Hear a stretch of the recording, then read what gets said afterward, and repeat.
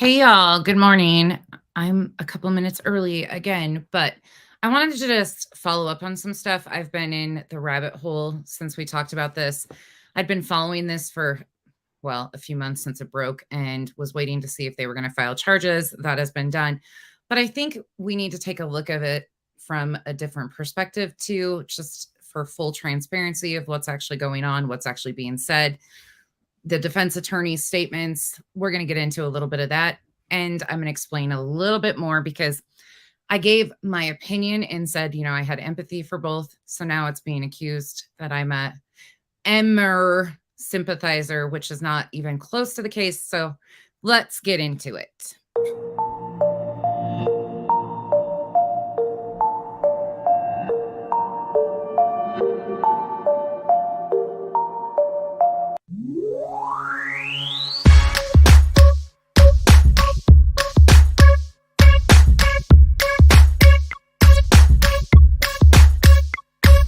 You're beautiful but unsatisfied since day one.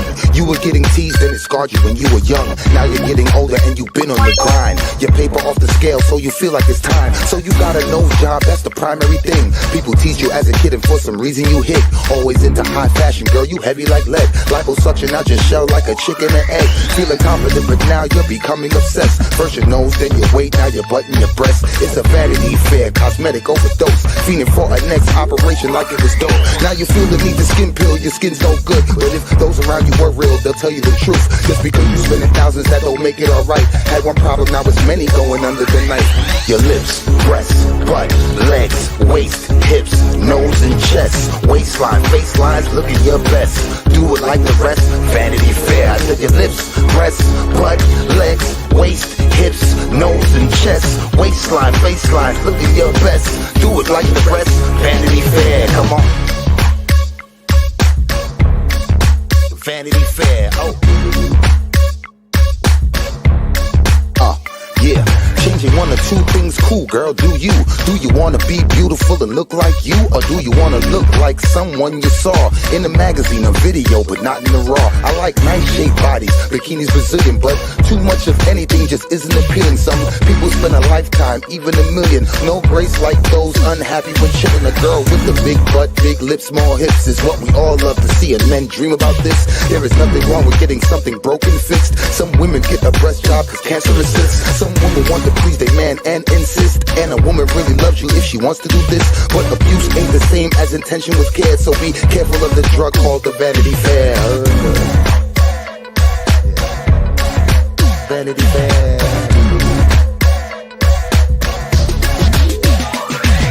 Your lips, breasts, butt, legs, waist, hips, nose and chest, waistline, facelines, looking your best.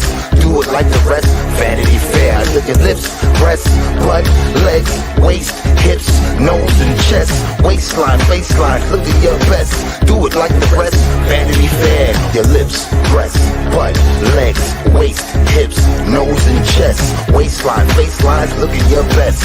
Do it like the rest, Vanity Fair. I said your lips, breasts, butt, legs, waist, hips, nose and chest, waistline, faceline, look at your best. Do it like the rest, Vanity Fair. Come on. Hey y'all, let me go back up and say hello to everybody. I'm going to use my phone right quick.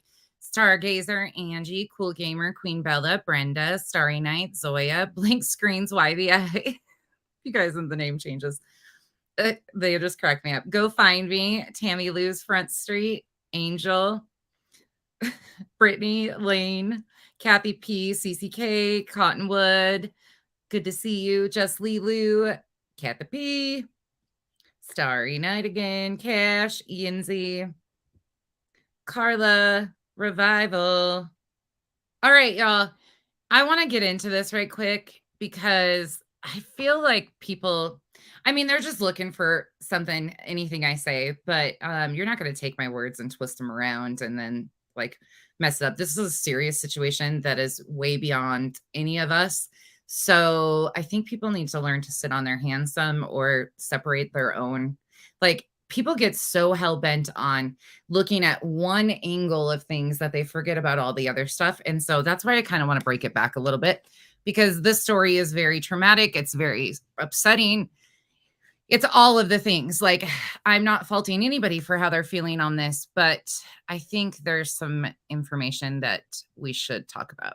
So, first and foremost, I want to share something with many people because a lot of people don't know about this organization. So, this is called Safe Haven Baby Boxes. First and foremost, I want to start here. Safe Haven Baby Boxes was developed by Monica and her husband. Monica was an abandoned child when she was born. She was left. She has a traumatic story about which you can find on her webpage. Her and her husband's a firefighter. They developed after finding out her story and how she was brought into this world. They developed these Safe Haven baby boxes. Most of them are at fire departments. Around Kentucky, Indiana. She's from Indiana, so that's where they started, but they've branched out. There is 2 in New Mexico. There's some in Arizona. Kentucky, Indiana, Ohio. They're starting to pop up, but it's a organization that they did that's staffed 24/7. There's a call line. I don't think enough people quite understand the resources available out here, so that's where I wanted to start with this. If you have young children, if you work around children, anything like that, you just never know when somebody's going to need a resource of this nature. So I think it's important that people know that this is even an option. People don't understand the safe haven baby laws, let alone how it can go. So taking this a step further, now that you guys have that, this is an amazing story. If you have not followed Monica, she's incredible. She goes live, she talks about stuff. She is genuinely doing things to help communities. Since they started this baby boxes, there has not been another deceased child found abandoned in Indiana. I mean, it sounds totally crazy, but since 2016, I think is what they said, from 2016 till now, they have not had a baby found abandoned, deceased, which the stats are looking amazing. So it might not be much to some, but it's a lot. Okay, so I wanted to share that first. And there's incredible information on here. You can donate. The locations are on here, where they're located. You can find contact information. There's a staffed 24-hour line. Here's all the different locations. A lot of them are Indiana. Of course, that's where Monica's from. So that's where they started. They were able to get some fire departments to let them test it out, and it's worked amazing. The whole setup, like, they walk through everything. I encourage you, if you've never seen this program, to go watch her videos. It's actually really touching. Ohio's got some. Here's the Ohio, Kentucky, Arkansas. Arkansas's actually got quite a few. Florida only has one. Not shocking. New Mexico, North Carolina, Tennessee, Pennsylvania, Arizona. Anyways, as you know, like, you can go through and look at the site. I will link this in the description when I am done. I did put a community post up today with specifically this website. So if you have any questions, if you want to find out more about this program, please do so. All right, let's move on. Now I'm going to go over to this. Let's go here.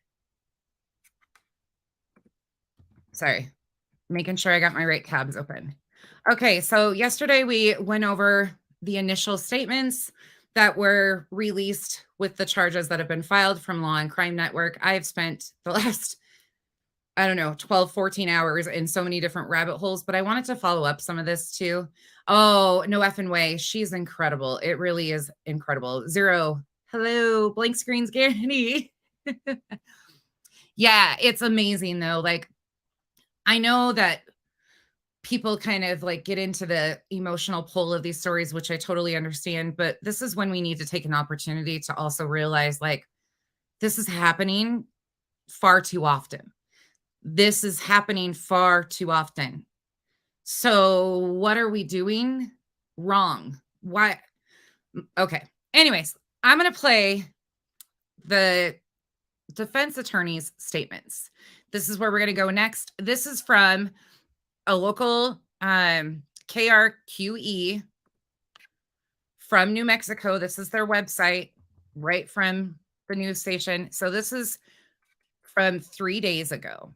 attorney of the Artesia teen who police say gave birth in a hospital bathroom and threw the baby in the trash where he died. You guys can hear that, correct? You guys have volume? Oh, Grandma Sherry, it's incredible. Monica's story is incredible. I encourage anybody to just go listen to Monica's story. Even if you have no other intent, go listen to her story. She's absolutely incredible. Okay, you got volume. All right, let's continue on. I'm going to let this play so you can hear the statements. Her attorney says there's a lot more to the story. Here's News 13's Alexee Pardo. I think it's pretty outrageous, actually. That's how high-profile attorney Gary Mitchell describes the charge against his client. 19-year-old Alexee Trevizo, who is currently behind bars, charged with first-degree murder. She's in great distress because she's in a jail and never been there before, and didn't do anything to deserve being there. I don't care what the state of New Mexico may allege. According to police, Trevizo went to an Artesia hospital in January for severe back pain and denied being pregnant. But criminal documents state lab work showed she was pregnant. Police say she then had a baby in a hospital bathroom. An employee cleaning the bathroom later found the newborn boy dead, tied up in a plastic bag in a trash can, hidden underneath other items. Medical investigators listed the cause of death as entrapment, meaning the child was trapped in right here. I'm going to pause that. An enclosed space without. There you can see a little bit more. On 3/28/23, I received the report. Sorry, I said I wasn't going to pause, but I'm going to. I received the report of findings, post-mortem examination, toxicology report for this case from the Office of the Medical Investigator. The post-mortem examination lists the cause of death as entrapment. The post-mortem examination lists the manner of death as homicide. The post-mortem examination says the following excerpts were taken directly from the narrative, summary, and opinion, which I will read some of that in a minute. Okay. On oxygen and listed it as a homicide. She's at the only facility where she can get help. And then this happens. I have serious problems with that. I have serious problems with the hospital care. I have serious problems with the records we're now getting out of that hospital because I don't think it's necessarily correct and honest. Trevizo's attorney claims there's more to the story. They did some lab work, but they gave the medication before and gave it anyway. And that's powerful painkillers. Mitchell describes Trevizo as a good student involved in cheer and choir, with no history of getting in trouble and already committed to New Mexico State University to continue her education. And I have serious problems with the charge in this case, which is first-degree murder. And you can bet your life we're going to defend this tenaciously. The state has filed a motion to keep Trevizo behind bars until trial. Mitchell argues she should be released, saying she's never fled after the incident and has no criminal history. She just lost a son. She just lost a child. Well, I mean, come on, there's got to be some common human decency here. Alexee Pardo, KRQE, News 13. A hearing to determine whether Trevizo will stay locked up is scheduled for Tuesday. We reached out to the Eddy County District Attorney's Office for comment. Okay, so there's nothing further on this one. Now I'm going to switch to this. So she was, hold on. Okay, sorry. There it goes. So she was released. She was charged on May 10th. She was held, but she has been released since. So this is, again, from KRQE out of New Mexico. This is what it says. It says Alexee T. I butcher her last name, so I'm just going to stop. Pleaded not guilty to murder charges, and a judge ruled she will be released ahead of trial. The 19-year-old is accused of leaving her newborn baby in a hospital bathroom trash can where the baby died. Investigators say Trevizo went to the emergency room in January for back pain and was told she was pregnant. While at the hospital, staff say she locked herself in the bathroom. She is accused of giving birth to a baby boy in the bathroom, tying him up in a trash bag and hiding him underneath the trash in the trash can. Officials say by the time the boy was found, he had died from lack of oxygen. A judge ruled Trevizo to be released ahead of trial. She also pleaded not guilty to tampering with evidence charges. So she is out currently. She is not on an ankle monitor. She is awaiting the next hearing. Her defense attorney is claiming that the hospital has some culpability in this, from my understanding.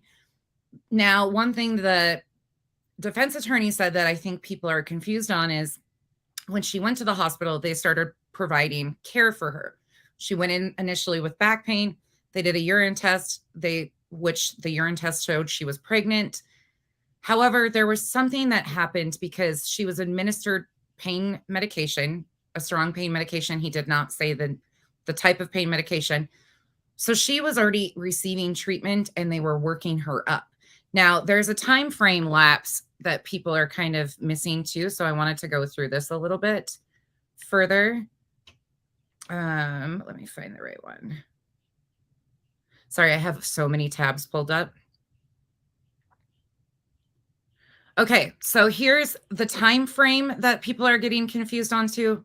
A 19-year-old mother in New Mexico was charged with first-degree murder after police say she gave birth to her son in a hospital bathroom and threw him away in a trash can. According to Artesia Police Department, which I'm going to get their statement in a second, Alexee Trevizo was arrested and charged with first-degree murder and tampering with evidence. Police say they arrested Trevizo on Wednesday after a lengthy investigation. The initial incident happened in January. They had transferred her, which you guys saw yesterday on the body cam footage. They transferred her by air flight to Loveless Hospital for labor and delivery to make sure that she had passed the placenta and everything else was okay.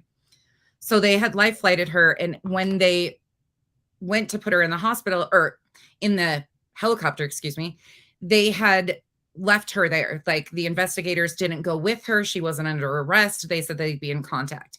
So after a lengthy investigation, which started in January, March, they finally did an autopsy and found that the baby was breathing when he was born. And that's when the charges came. Okay, after that. The investigation began on January 27th, about 2:30 a.m. in the emergency room at Artesia General Hospital. Officers quickly responded to the hospital regarding an unintended death of a newborn baby. The officers were already there dealing with something else. And that's factual too. You can see it on the body cam footage. They already said that. Investigators found that Trevizo went to the emergency room for back pain, was told she was pregnant and in labor. While there, hospital staff said she locked herself in a bathroom where she gave birth to a baby boy, tied him up in a trash bag, and hid him underneath other trash in the garbage can, police say. Investigators said Trevizo left, and by the time the baby was found, he had died from lack of oxygen. According to the police, the baby's body was taken to the office of the medical investigator of New Mexico, and an autopsy revealed the cause of death was homicide. Police presented the case to the district attorney's office on March 28th. A criminal complaint was approved Wednesday, and police took Trevizo into custody. Now, let me show you that. Hold on. Now, this is a little blurry on your side. It's probably going to be a little blurry because it's a screen grab. So let me find it. Here's the criminal complaint. So in the criminal complaint that was filed, what it exactly says is the undersigned, under penalty of perjury, complains and says that on or about the 27th day of January 2023, in the county of Eddy, state of New Mexico, the above named defendants did kill John Doe, a human being, without lawful justification or excuse, by way of means with which death may be caused, did knowingly, intentionally, or negligently, and without justifiable cause or permit John Doe, a child, to be placed in a situation that endangered or might have endangered John Doe's life or health, and the above resulted in the death of John Doe. Holy cow. Did destroy, change, hide, place, fabricate physical evidence with John Doe with the intent to prevent the apprehension, prosecution, or conviction in the highest crime for which tampering with evidence is committed is a capital, first degree, or second degree felony. So that's what that says. Let's go over here. Hold on. One more tab. Okay. Oh, you guys don't see that one. Hold on. I got to take the overlay off. put this back up. Okay, this is the Facebook release. Oh, you guys can't see it. Hold on. If I do this, nope, still. Okay, so this is from the local police department's Facebook page. This was released May 10th. It says, the Artesia Police Department made an arrest today after a lengthy investigation that was initiated on January 27th, 2023, 2:30 a.m. at Artesia General Hospital emergency room. The Criminal Investigation Division of the Artesia Police Department quickly responded to the hospital and launched a death investigation regarding the unattended death of a newborn baby. The deceased baby was transported to the office of the medical examiner of New Mexico, who performed an autopsy on the victim. OMI determined that the manner of death to be homicide on March 28th, 2023. Artesia Police Department detectives presented case information to the 5th Judicial District Attorney's Office on March 28th, 2023. A criminal complaint was approved on May 10th, 2023, which you guys just saw. And mother of the victim identified as Alexee Trevizo, 19 years old. Ms. Trevizo was charged and arrested on the following: murder in the first degree, or alternatively abuse of a child, intentional, resulting in death, tampering with evidence. Any further details will be released at the appropriate time. Okay, so that is directly from the police department that it's investigating this. Now, there's one more thing I want to play, because people are like, whoa, like all sorts of stuff. So I want to tell you some things that first came to mind. So when I hear the defense attorney talk, I have some questions, of course, I think we all do, about the fact that she was already in the middle of care. They had done a urine sample, obviously, lab testing, was already started to determine that she was pregnant. She was left to go to the bathroom unattended for 10 minutes is what they said at first. She was in there for 10 minutes. They went to check on her. She wasn't ready to come out. They left her again for another 10 minutes. She had 2 nurses and techs around her, doctors, like they had already been, working her up. So my first question is, if they knew she was pregnant before they let her go, I mean, I just have questions. And then after they finally get her to come out of the bathroom was covered in blood. So it took a period of time before they called housekeeping for the housekeeper to come down and actually find the baby in the trash can. We don't know the time frame of that yet. I'm sure that will be released in court documents. It should be documented fairly well. And by the time that the housekeeper did find the baby, they rushed the baby to the trauma wing to try and resuscitate. Unfortunately, there was nothing. But autopsy did show that he was breathing. He was born alive. Now, here's my thoughts. And I just have to be honest with you guys. When I said I have empathy for this situation, it's because I do. 100% I have empathy for the situation. I don't know. First of all, she's innocent until proven guilty. There's so many questions that lead up to this. My mind instantly went to what happened to her support system, that she didn't have somebody that she could go talk to, that she could, did her friends know she was pregnant? Did her family know she was pregnant? Did she know she was pregnant beforehand? How did she end up in the hospital in the right place that she should have been able to get help and end up in the bathroom giving birth? And then, where did we go wrong here?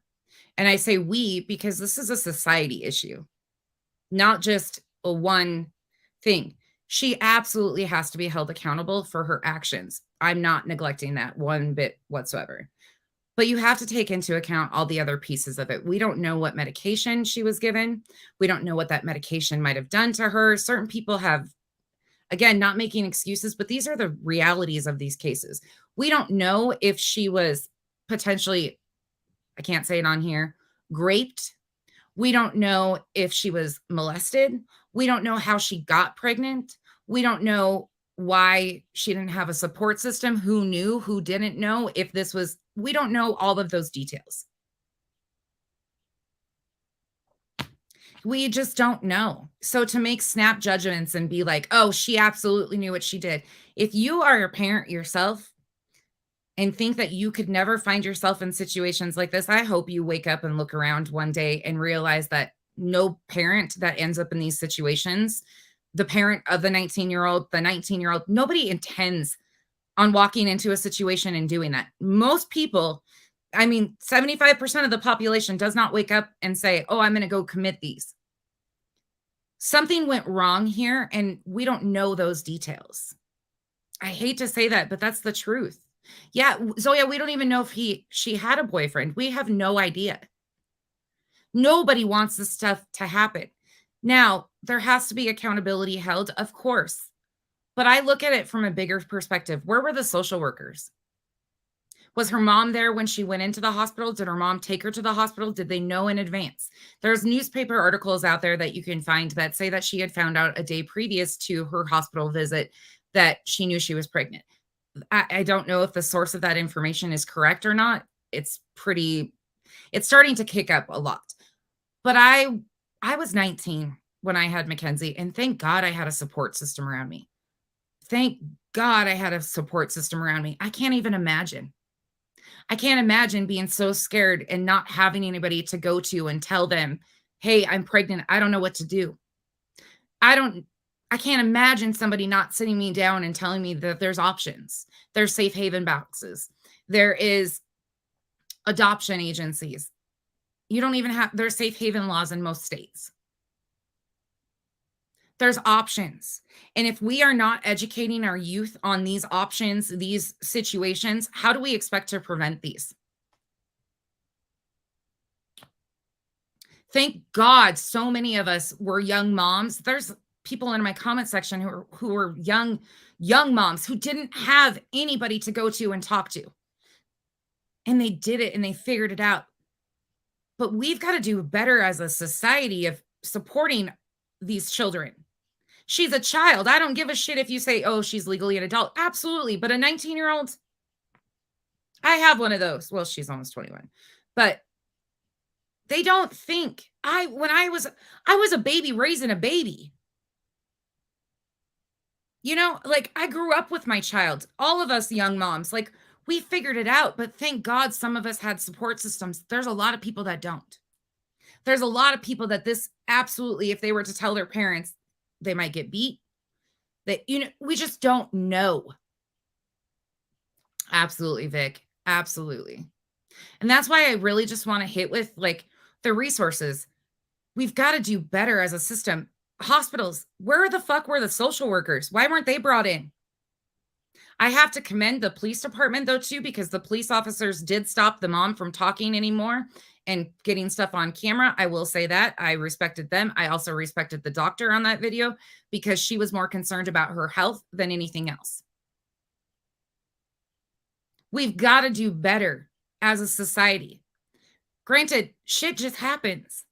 But who are we to come out here and just be like, "Oh, yep, she's a cold-blooded murderer. She did all this, cooked it all up." Obviously not. If she premeditated that, she would have never went to the hospital and been in a hospital setting trying to get help for back pain in the first place, in my opinion. That's my opinion. But I just wanted to give a little bit more detail around it. A lot's going to come out still. The criminal complaint is up. I want to play a TikTok right quick before I end this one. I'm not going to make this one long because I want it to be factual, to the point. And I'm not sympathizing with a murder. I'm sympathizing with our human population of this is the shit that's happening so often. And I'm not making excuses for the fact that she didn't do the right thing. But this is a learning opportunity too, to realize, hey, these kids are not supported. Not everybody has the support systems we think they do. Not everybody is just out there screwing up and doing malicious things either. I don't know. I know some of you guys feel strongly about this too. And again, I think she absolutely needs to be held accountable. She is released, though. She's not in jail. She has no criminal history previous to this. She has no ankle monitor on. She's in school, trying to finish school. Like, there's just so many things that we don't know. So jumping to all of these things is really hard to watch. Absolutely, Vic. And that's what I've been sitting back. And I think that's where, like yesterday, when I've been following this for a while, waiting to see if they were going to actually charge her. I didn't know if they would or not. It was just a really odd situation from the start. Brenda, that's a good question. And I think we're going to find that out in court. I don't know what she was allowed to take into the bathroom with her too. Like, there's so many questions that I have because I just I don't know. There's so many questions. Yes, yes. What happened to innocent until proven guilty? What about sitting back and waiting for all the evidence to come in and for us to know? Like, we don't know what her situation is. We don't know what her family life was. We don't know how she got pregnant in the first place. There are so many people that are molested, raped. Again, I encourage you to go read Monica's story and open your eyes a little bit.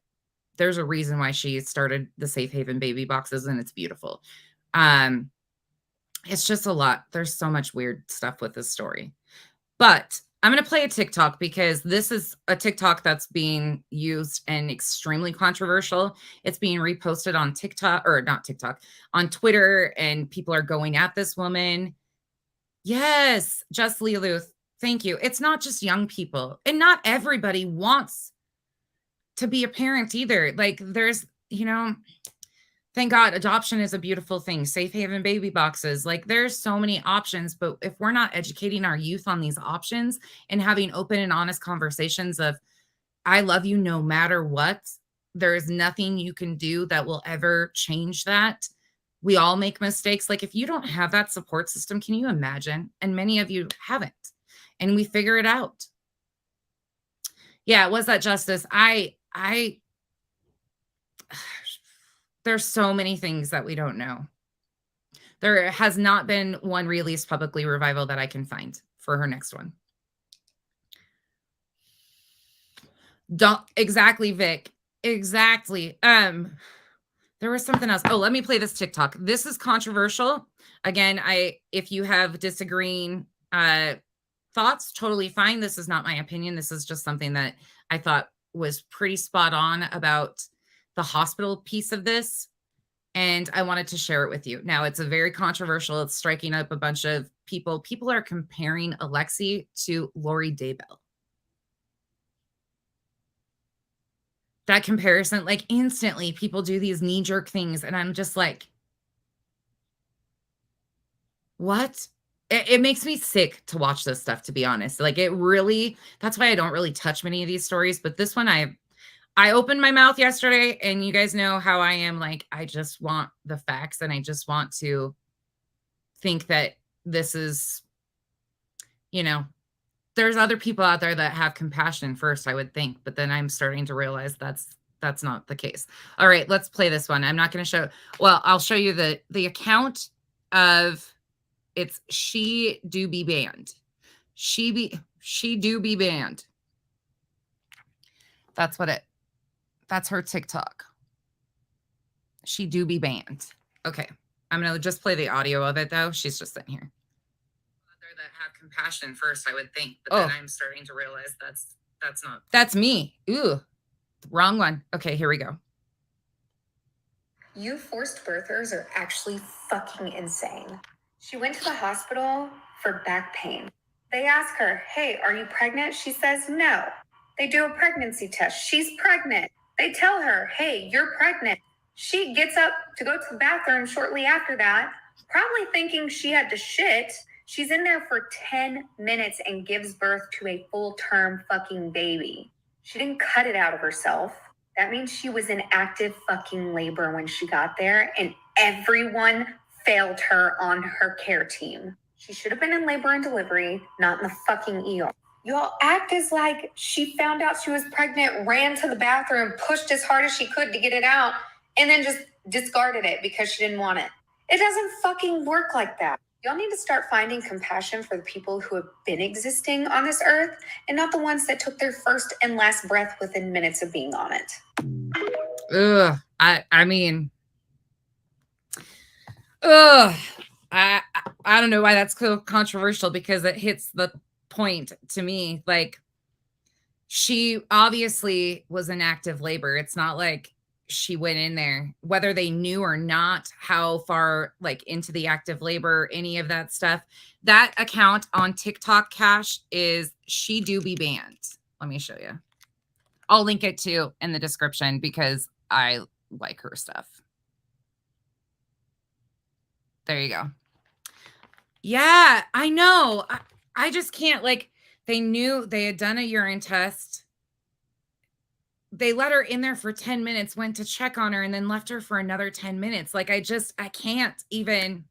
Yeah, and then she presented with back pain. They gave her pain medication. Like, we don't have a clue. There's so many things that we just don't know yet that, again, it's a lot of fill in the gap. But this is a young lady and a baby. Like, we're jumping to a lot of conclusions and a lot of, like, over the top speculation with no need. I don't know. That's how I feel about it. How do you guys feel? I'm sorry that I'm always on the other side of things, but I look at it and go, where were the social workers? Why are we not calling social workers in these situations? Why are we not offering support? I just don't get it. Yeah, Starry Night, that's what I would like to know too. Did they administer the pain medication? I got a hair on my lip. Did they administer the pain medication before they knew she was pregnant? Or what comes first, the chicken or the egg in this one? That's what I want to know. Like, there's so many things. They did a pelvic exam after she came out of the bathroom. So this is the other thing that I can't sit well with. And I'll just be honest with you guys. She was in the bathroom for an extended period of time. They get her out of the bathroom finally. The bathroom's covered in blood from what they've said, but they didn't do anything, didn't question anything. They took her in and gave her a pelvic exam because they thought maybe she had harmed herself because she knew she was pregnant. I just have so many questions because why did it take housekeeping to come down and check the area? I mean, there's just, and I actually want to know how long they left her in there. They're claiming 10 minutes and 10 minutes, but is there, I know, was that justice, but we need to have more availability. Again, we're understaffed. We don't have enough social workers. We don't have enough of those people, but in a perfect world, right? She had her mom and dad there. There is no excuse. Sorry. Good nap, Flo. Do you know her mom and dad were there? Do you know that they were there when she went in? Have you found that information accurately for sure? Nothing I found says that her dad and mom were there when she was admitted or when she went in. I know her mom was there in the video, but was she there in the beginning? And do we know if mom and dad knew?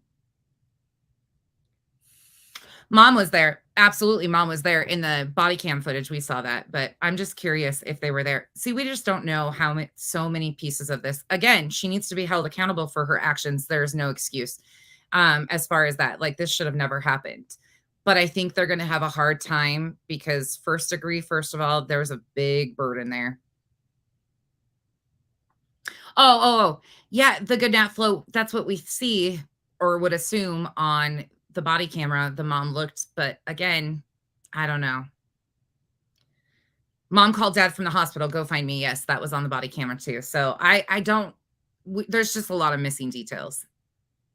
I don't think mom knew either. I necessarily do not think mom knew. I genuinely think mom kind of went into shock. But then again, we just don't know. We have no idea. We don't know how she got pregnant, if there were another person was involved with, like, did she have a boyfriend that was actually, involved? Did they know, anything like that? Did she tell her friends? We don't know. The good nap flow, I'm so grateful for you for saying that. I'm sorry that you went through that. Unfortunately, there's just a lot. Yeah, there's absolutely more to this than we know. Yep, absolutely. So anyways, I just wanted to update some of that and give the defense attorney's actual statements because I think it's important to hear all sides of this because we just don't know so much information. Again, I'm not making excuses for her. I think there's a lot of pieces that we're missing to be able to just say that it's first degree, though. Like, that's a pretty... No, good nap flow too. Like, I think we look at our kids and say, they would know not to. But I also think that there's a lot of people that don't have that either. So it's just sad. It's a fucking sad story. No matter which way you look at it, it is a horrifying story. And I'm so proud of all of you who, do better, talk to your children openly about these situations, help to educate, because That's the only way we're going to fix some of these problems. People need to understand the situation around. Not every situation is the same. Not every situation looks great from, or some situations look amazing from the outside. And then when you find out the details, you're like, wait, what? Yeah, Lorraine, she absolutely lied and said that but how did they not hear I don't know. I don't know. How did the staff not hear a baby crying? I mean, I guess hallway bathroom, I'm assuming her room over here, nurses being understaffed, having too many patients, the nurse to patient ratio plays a factor too. There's just so many. Yeah. Yeah. And they gave pain medication beforehand. So there's just a lot. There's so much.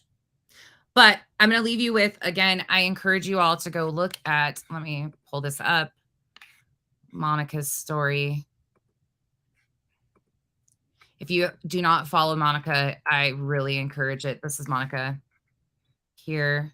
Let me show you guys this again. She's absolutely beautiful and their passion for this. I can pull it down. So I'll just read you guys briefly because I think this is so incredible. Founder Monica Kelsey started Safe Haven Baby Boxes Incorporated after learning she was abandoned as an infant and after seeing a baby box in operation at a church in Cape Town, South Africa. She has made it her personal mission to educate others on the Safe Haven baby law and to do whatever it takes to save the lives of innocent babies from being abandoned. The Safe Haven Baby Box takes the face-to-face interaction out of the surrender and protects the mother from being seen. The Safe Haven Baby Boxes organization's primary goal is to raise awareness of the Safe Haven baby law. Women in crisis can call the national 24-hour hotline and receive counseling and assistance free of charge. To date, the hotline has received over 8,000 calls from every state in the United States. Safe Haven Baby Boxes has referred over 500 women to crisis pregnancy centers, assisted in 9 adoption referrals, and have had over 120 legal Safe Haven surrenders. That's incredible. 25 babies have been surrendered in our baby boxes. 3 babies were surrendered directly to firefighters at Safe Haven baby box locations. Baby Amelia, who is honored in the photo above, is the last infant who has died due to abandonment in Indiana. Her footprint is featured on our logo. Since April 2016, when the first box was installed, there have been no dead abandoned infants in the state of Indiana. Proof that our work is succeeding in protecting infants and their mothers in crisis. We have over 100 Safe Haven baby boxes in communities across the nation ready to assist with the safe, legal, anonymous surrender of a newborn. There's actually a pamphlet in these boxes. So that's the box outside of a fire department. So they are completely external access. So when you go to open the box up, they are all temperature guided. Everything's incredible. Like the way that they're all set up. Inside the box, you place the infant inside the box and there's a packet of information and resources for the mother. And they, like, for educational purposes, follow up, anything like that. They don't have to contact them and give them any information. They absolutely can if they choose to, but it's crazy. I can't say enough about this organization. So this is her story. She was conceived with the R word, abandoned at birth. In August 1972, a 17-year-old girl was brutally attacked and raped and left alongside the road to die. She pressed charges against her rapist and was arrested and charged. And if this wasn't bad enough, 6 weeks later, she found out she was pregnant. At the advice of this young girl's mother, she found herself at a back alley abortion facility in October of 1972. And while standing in front of the man who was going to take her child's life, this young woman changed her mind. She was then hidden from the outside world for the remainder of the pregnancy. She gave birth to her baby in April of 1973 and abandoned her baby at a small hospital in Ohio 2 hours after giving birth. This abandoned baby was me. This is where my journey begins. And that's Monica's story. We don't always know the plans that Christ has for us. And sometimes the heartache is too much to bear. But when you take a tragic event and turn it into a teachable moment, Christ will give you the path. This is the tragic story of Monica, her son, and her best friend, Casey. What began as a typical evening around a bonfire in a small town graduation party ended in an unthinkable tragedy and a crime scene. Never Leave a Brother Behind follows 2 best friends who decided to push the limits after drinking a few beers and ends with one pinned under a vehicle while the other, all alone, just desperately attempts to save his best friend's life. The documentary will take you through the worst night of a young man's life, a mother's worst fear, and the consequences of a decision that will follow everyone involved for the rest of their lives. Safe Haven Baby Boxes. Founder Monica Kelsey started the Safe Haven Baby Boxes Incorporated after learning she was abandoned as an infant and after seeing a baby box in an operation in a church in Cape Town, South Africa. Blah, blah, blah. We already read most of that. You guys can read all this too. But they also, there's ways to donate them. There's organizations that help talk to your local police and fire departments to try to get this in. They're trying to raise awareness with school assemblies and everything like that. So her story, Vic, is incredible. Her story, like, you guys, I really encourage you to go follow Monica. I will link all of her stuff. Monica is absolutely incredible. Her husband is too. Her husband's a firefighter. So of course that was their first place where they put him in, and they used that connection to other firefighters to put him in all over the place. And they're more and more are popping up. So it's actually not as expensive as people think to even get these installed, but there's certain states that, like Utah, I don't know if they'd ever allow one here or not. But anyways, that's with that. I just wanted to leave it open and leave it with resources, something out here.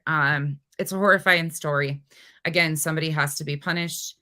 There's consequences for your actions, 100%. I just am really hopeful that we learn more over the course of time, because then we will know what actually went down.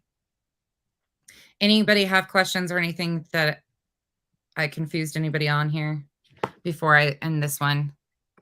Again, I don't really do this type of content, but this was important to me. I opened my mouth yesterday, so I wanted to come back and correct some things that I had found and give a little further information around it. There's also a girl, so I didn't even know this until last night. I follow David Robinson, who is the father of Daniel Robinson, who's been missing for quite some time out of Arizona. He's still missing.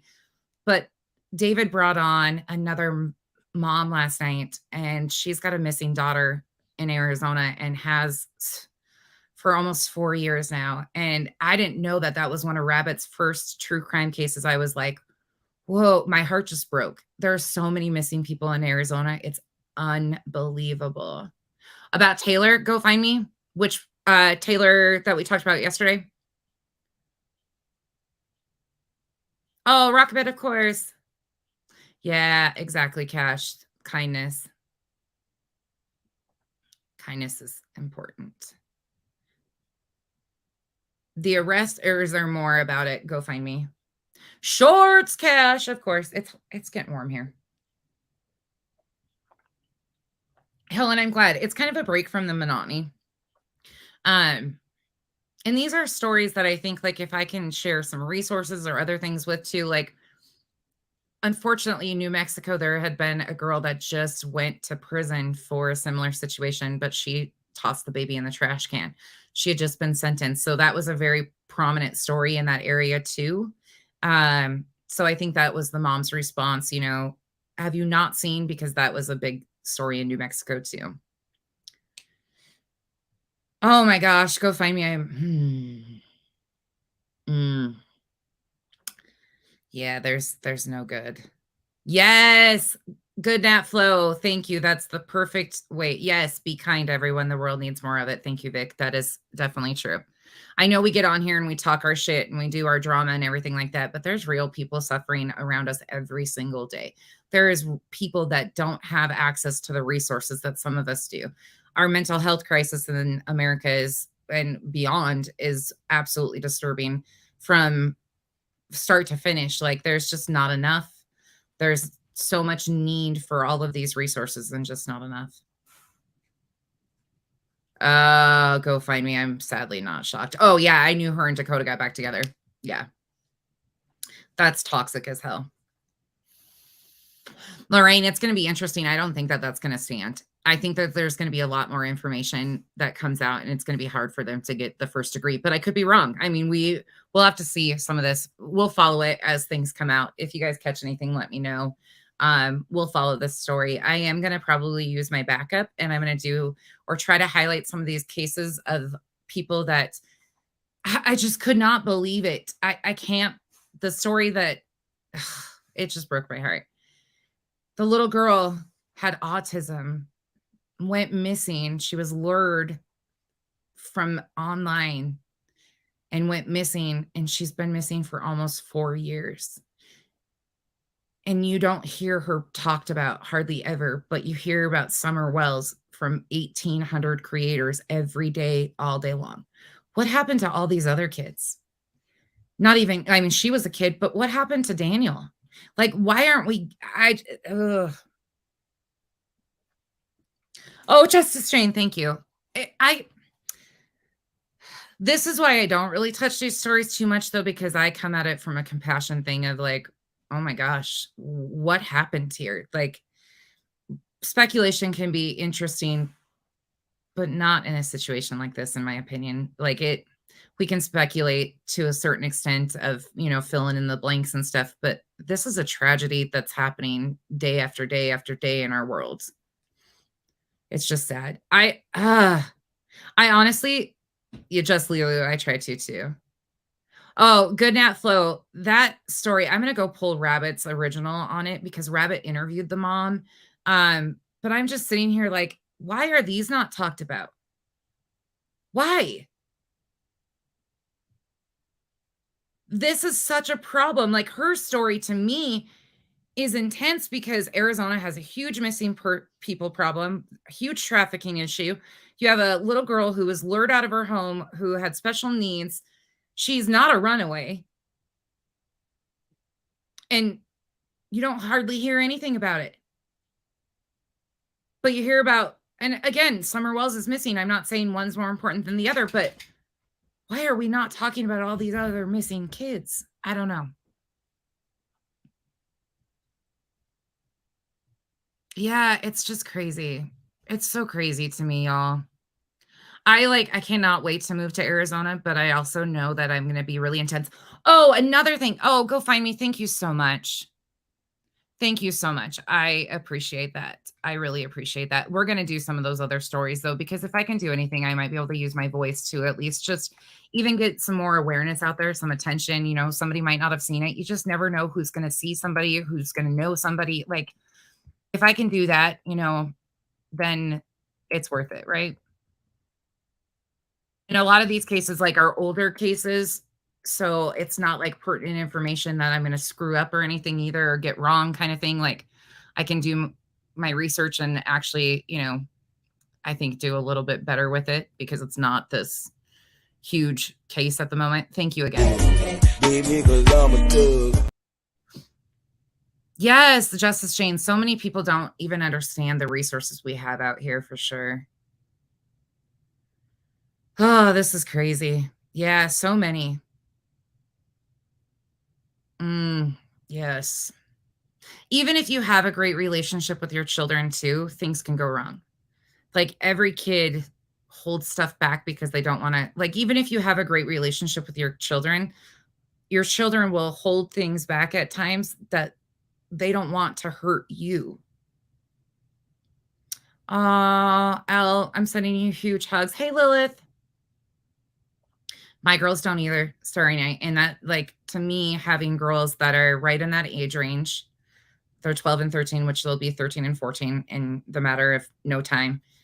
And to know that they don't even quite understand, like, the same dangers that we have because they are special needs. So it broke my heart. Anyways. Yeah, was that justice? I feel like there's going to be a lot that comes out too. Thankfully, she seems to have a good attorney, though, that's going to represent her well and is pointing out some issues that right off the bat, Lane, there's a gal out of New Mexico that's been missing forever. There's so many stories of elderly people with dementia, Alzheimer's, things of that nature too. Like, not everybody has a family unit. Not everybody has a support system. So here you have older people who might have been isolated younger, or they might have isolated themselves on purpose, or they don't have family left. And then they develop Alzheimer's and dementia, and people don't even realize that they live alone. And then they just up and disappear too. Like, there's so many things that happen out here. So many things. Hey, Kay. I'm so proud of you, Elle, for telling him you're having a rough day. That's huge. Yes, Revival, absolutely. No, I have not, Justice Jane. I'll have to look into that. The Skylar Richardson. I will look into that one too. All right, y'all. I'm gonna hop off here with this one. The silver adult, but if they don't have somebody that they've been in contact with that would even recognize that they're missing, that's a problem too. I think we get so caught up in the craziness of life that we don't realize how often good we have it. Like, if I went missing tomorrow, Kyle would absolutely know. But there's a lot of people out there that are very isolated, that don't have support systems, that don't have these things. And I think finding support systems is so much more important than people even realize too. Cherish that. Honestly, like, I heard those stories last night and my heart, I like sat there with tears in my eyes because I was just like, the mom's pain of her 14-year-old special needs. And she was blaming herself. Like, somebody asked in the comment section, or somebody had asked her, like, do you wish you would have monitored your children's devices better? Of course. Like, what parent is going to say no? But you don't know until you know, like, really either. Like, you really don't know. She could have done everything right and it still could have gone wrong. If you have not watched the show Undercover Underage on the Discovery Channel, I encourage you to sit back and watch that. This SOSA organization is doing incredible work I could never personally do because I would take it way too hard. But the ACMs, adult contacting minors and stuff, if you have not watched that show and you like this kind of stuff, I would watch that. It's incredible, but it shows you how easy this can happen too, and how aggressive some of these behaviors are. Some of them are just individuals with crooked ass fantasies, but then there's other ones who are trying to lure 12-year-olds. Like, our world is so fucked up. All right, y'all, I am going to get off here and I will be back in a little bit. I think we're going to go back into the religious trauma and cult stuff. And I want to read you guys some of the decompression stories of some of the people and talk about high control lifestyles again, or high control groups. Absolutely, Revival. It's a national crisis. Absolutely. Abso-freaking-lutely. Yes. Kathy P. You can do everything right, though, and I have to continue to say that. You can do everything right for your children. You can literally do all the right things. You can watch their devices. You can have the discussions with them, and things can still go wrong, y'all. Stargazer. Yeah, but you know what? That happens, and they'll get through it. They'll get through it. We're doing our best, right? All of us are doing our best one day at a time. I saw that. I was waiting on Revival. Did you? She text. Kenzie gets her glasses today too, by the way. She'll have to come on and show you guys later. She's still struggling with the sinus stuff. Yeah, exactly. There is no parenting handbook. Oh my God, my ex-sister-in-law was getting her master's and she was working for CPS when Kenzie was a baby, and she was like in the master's program doing her thesis, and Kenzie was a brand new baby. So she was like reading her books on parenting and like trying to like help us because we were young. Oh my goodness. It was such a mess though, because she quickly learned, she was like, never mind. Every child is so different. And it was like the great experience, but there's probably a reason why I'm surrounded by mental health professionals all day, every day. My friend group is professionals. Yearly checkups. No, Starry Night. She's afraid of all that kind of stuff because of her TN. No, Revival. I did not. Hold on. Let me look. Let me go over here. I can look. Ugh, I can't stand. I honestly don't follow, like, don't watch her, don't follow her. Oh my god. Okay. Here it is. Hold on. We'll play this right quick and see what it is. Ugh. Okay. Let's share this tab instead. You guys got that? All right. Here we go. God, help me! God! God, help me! Okay. Mommy.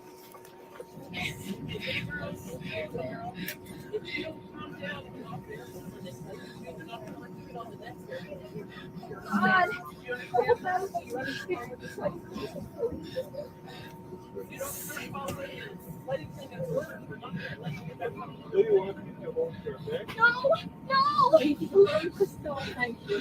No!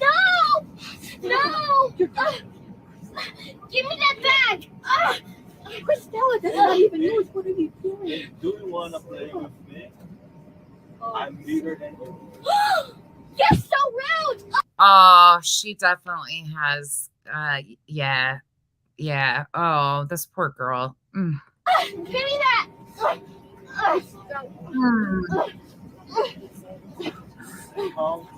No! Go! No! Give me that! No! No!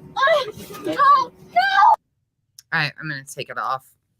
This is just, okay. I've seen enough to already know. All right. So what Molly said about it, let me take that off. So Molly's, oh God, she's gross. I don't wish a child like this on my worst enemy. Shame on that mother. If it was my daughter, trust me, there would be no acting like that ever, especially on a plane. First and foremost, bitch, be lucky your child doesn't have special needs. Because if anything was apparent right there, there was definitely something going on. And if you're the type of human being to have that, oh God, get me on a plane with Molly. Probably one of us is gonna, yeah, this is just, that's Molly for you. Okay. I can't with her. Man, she does some of the stupidest shit. Says some of the most ignorant shit.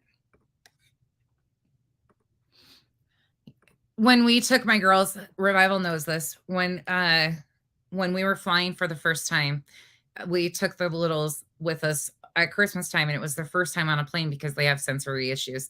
But we had to, for like 2 weeks in advance, we had to practice. We had to set up like things that would distract them because they have major anxiety and major PTSD, major like sensory overload issues. So we practiced, and you can do everything to try and do it right too. Thank goodness we dialed in like what to help, but you don't know when a situation's like that is going to pop off. They could have had too much sugar. They could have had anything, and anything happens. I mean, it's just, yes, L, 100%. Revival, thank you for letting me know that was there. That just makes me so pissed.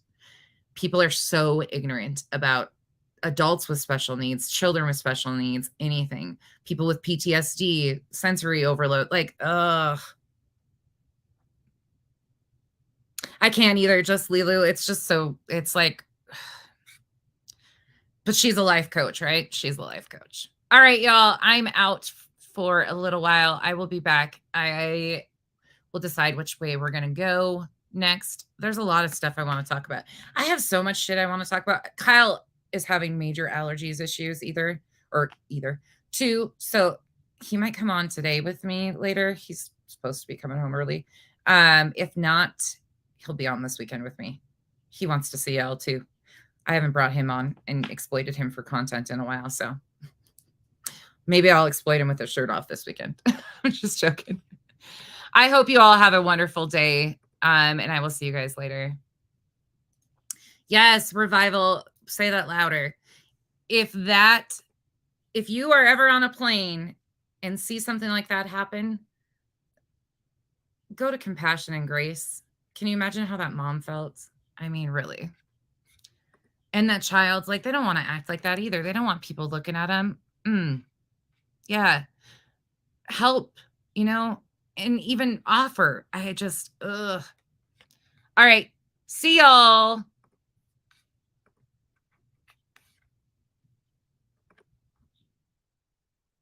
How do I say goodbye? Glad you came. Closing time. Hit the road, Jack. You don't have to go home, but make the best of this test and don't ask why. But you can't stay.